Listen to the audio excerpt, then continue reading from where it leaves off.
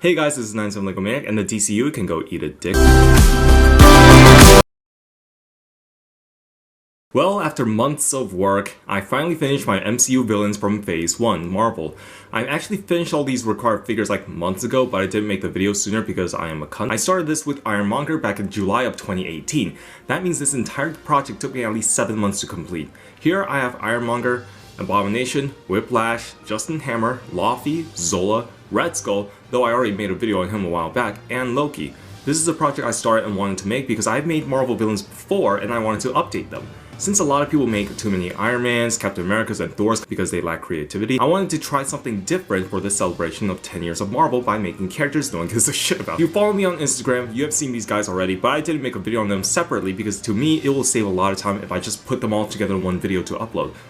Plus, I can get more admin revenue. Hope you guys enjoy these figures as much as I do, and let's take a closer look. This is my second version of Obadiah Stan. It's actually Stain, not Stan. I'm gonna comment on that and nitpick everything instead of focusing on the main thing in the video. Well, your comments are a stain in my inbox.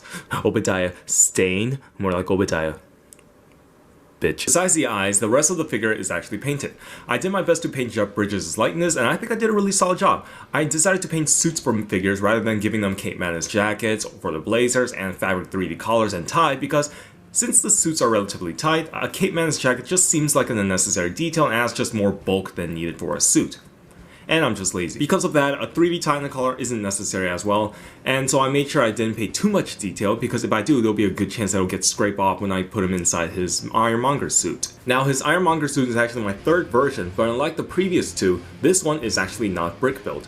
I used a knockoff Hulkbuster armor I bought on AliExpress for a rather cheap price. The set actually came in with 4 designs of the same mold. I screwed up on one of them when I was making it, so I used a spare to complete the rest. For the chest, I sanded on the triangular arc reactor and I sculpted on top of the design so it's accurate to the suit in the movie.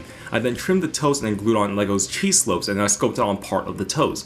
The arms have to be my favorite part of this figure. I won't go over the list of Lego I use because I honestly forgot, but I used few Lego pieces, styrene, Procreate, and I used clear plastic from action figure boxes and glued them together.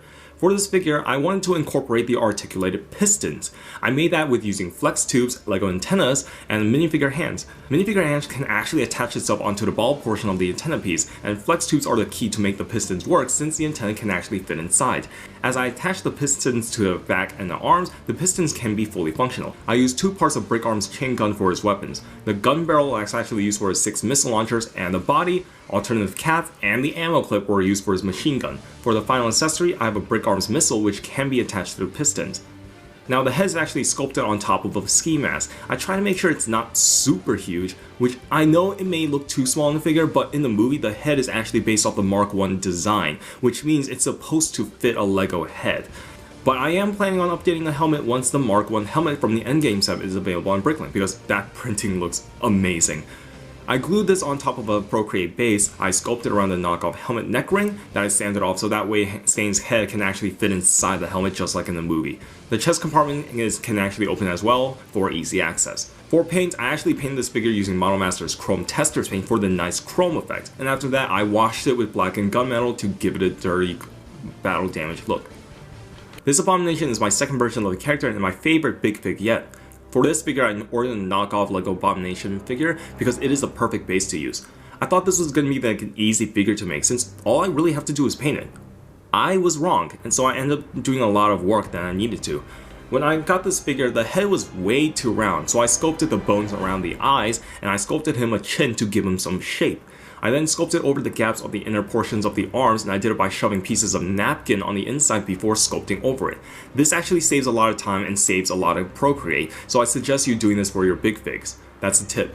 Other parts I sculpted are the majority of the veins of his body, but mostly the arms and the kneecaps. For the rest, I painted him this dirty tan I mixed up along with the dark green for his veins. I also gave him a slight brown wash for his skin and light brown on the exposed bones, so that way it kind of makes him look disfigured and disgusting. Speaking of disgusting, here is my old Abomination figure that I made years ago, and my god, like this video, think the girl on the left is just as pretty as the girl on the right. His head has articulation, which is the other reason why I bought this figure. This is honestly my favorite big figure I've made, which isn't really saying much since I don't make a lot of big figures anyway, and this is definitely on my top 10 favorite minifigures I made in 2018. Whiplash is another favorite figure of mine back in 2018, and he took me forever to make. I knew at first I wanted to include an LED, and I knew I couldn't just paint his armor and I have to sculpt the entire thing. I actually wanted to make a custom Whiplash way back then when I started customizing, but I gave up because I had no idea how to make them. Now I do, thanks to years of experience. Starting with the head, I painted the entire head except for the eyes, and I sculpted a tiny toothpick and I glued it to his mouth. His likeness is perfect to me and I'm actually really proud of it.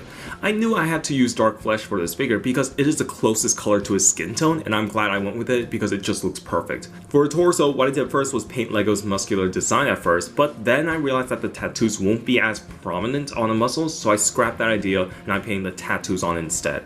Once I was done with that, I drilled a hole in the center and I drilled another hole on the minifigure's neck. I then installed a tiny LED inside and I drilled 2 more holes on the back. Once I was done with that, I cut a tiny piece of clear plastic and I glued it on the front of the chest, so that way it's not exposed and there's not a gaping hole. After that, I sculpted his armor on top of the plastic and I sculpted additional details on his back. I used fiber optics for the tubes on the front of his armor and another to make his whips. I connected the whips into the 2 tiny holes onto his back and I connected them to the LED. I used flex tubes as the whips handles, and so I sculpted individual rectangular shapes onto the whips. Arms are fully sculpted, but I want to make sure that I paint the tattoos on first before sculpting it, so that way painting it will be easier. The belt is made with E-tape for the base, and I sculpted the pouches and other mechanical parts with Procreate. His torn jumpsuit is actually a modified Cape Madness skirt piece, and I used the leftover fabric to cut out and glue for his knees. Now the knee armor is actually sculpted as well. Now for the LED fiber optics, they don't really let light travel as far. It is easier to kinda see the whips light up in person, but on camera it is difficult to pick up. I also sculpted Whiplash's bird, and it was actually really challenging due to its small size and having it stand properly on the minifigure's hand. Overall, this figure took me a long time for me to finish, and why did I spend this much time and effort on a shitty villain? God, he was so stupid. Justin Hammer is really simple, and I finished him in a day after Whiplash. His hair is the new Superman hairpiece painted in my own dirty blonde color. His face is fully painted, and I did my best to portray Sam Rockwell's likeness. His suit is actually one of my cleanest paint jobs. The tie is packed with detail and I painted gray lines on the suit. Now I don't want to make another minifigure in a suit, so I based this off the scene when he shows off his dick having hammer tech weapons to Rhodey for the War Machine upgrade. That means I only made him in his vest and white gloves, and I honestly prefer this look a lot because it is different. His lollipop is sculpted onto a white Lego rod piece, and I use a clone trooper flashlight for the ex-wife missile. Everything else on the torso, arms, and legs are painted. Simple figure, but a definitive Justin Hammer minifig. Now, Loki is a dumbass villain. If you don't know who he is a minor antagonist from the first Thor movie and is Loki's biological father. Now, why did I make Loki instead of the Destroyer? Because fuck you. In all seriousness, the Destroyer is just way too much work and is only a villain character for like maybe 5 minutes at the end. I don't really count it since Loki wasn't in control of it, and it was only portrayed as a weapon more than an actual character. I also didn't make Loki in his appearance in Thor since I already made a Loki figure, which I'll show later on in the video. So that's why I went with Loki, since he does have some prominence in the most forgettable Marvel movie. This figure wouldn't have happened if it wasn't for the joint effort from McLovin and Ebby Figures. Now, Chris was actually the one who separated the Lego Ninjago articulate figures that people have been using for Venom and Thanos. Andrew then casted the parts individually and I bought one from him. I'll buy more of these from him for upcoming minifigures. Now, when I got these figures, the head, arms, and legs have no pegs to attach to the torso. So what I did, I drilled a hole into the torso and I glued pieces of the Lego bar to act as joints. I sculpted his head accessory and his armor. Everything is fully painted. As for the icicle dagger, I made this out of hot glue. I won't say this is the most impressive figure I've made in this video, but it is simple and it gets the job done. Plus, who the hell cares about this character? His Ola is relatively simple, so this won't take long. His hat is actually the Indiana Jones hat painted in black. He doesn't wear this hat often, but I made it regardless just for his simple accessory. His head is all fully painted and I did my best to capture his likeness. His torso is all painted and the only thing that is 3D is his bow tie and the chain on his left pocket. His coat is a modified Cape Madness trench coat. I used the mid-legs from the Harry Potter collectible minifigures since he is a really short character. Here's Red Skull, and if you want more info on this guy, check out the video linked down below where I showcase my Captain America the First Avenger minifigures. I have him as a stand-in since I don't think he needs any updating, plus he's a Phase 1 Marvel villain, so I want to include him in this video. Now on to my favorite minifigure, and that is my second version of Loki, and this Loki is far better in every single way than my first. His helmet is actually Lego's official helmet, but I painted it in metallic gold and I painted the edges with bronze. After that, I dry brushed the helmet with black and bronze so it looks more realistic.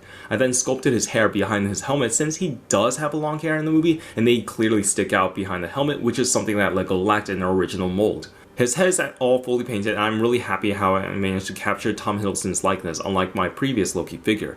Now people have been pestering me why I haven't used the Thor Ragnarok Loki head. Okay, I'll say this once. In fact, I feel I don't have to say it at all because it's just common sense, people. If I don't use a certain piece that you're thinking of, it falls into two simple categories. 1, I don't have it. Or 2, I don't like the idea. Personally, I prefer my Loki figure smirking mischievously rather than just grinning like a madman. Sure, it kinda looks like Tom Hiddleston, but I don't have that head, nor do I want to use it anyway, so leave me alone. I know what I'm doing for my own figures. This is my interpretation. I made this for me, not for you. Keep that in mind. If you have a different idea, then feel free to do it on your figure than forcing your thoughts into mine. Deal?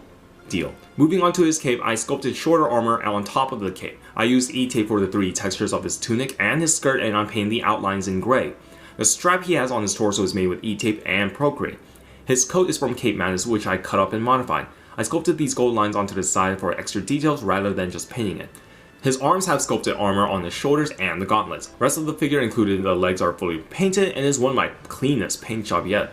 His staff is made from a gold Lego sphere, and I made a blade with styrene and a blue LED bulb.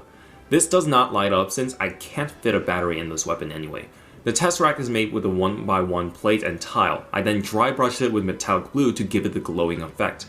That is all, guys. Thank you guys for watching this video. Let me know which ones are your favorite and why you like them. For me, it's Whiplash, Loki, and Abomination.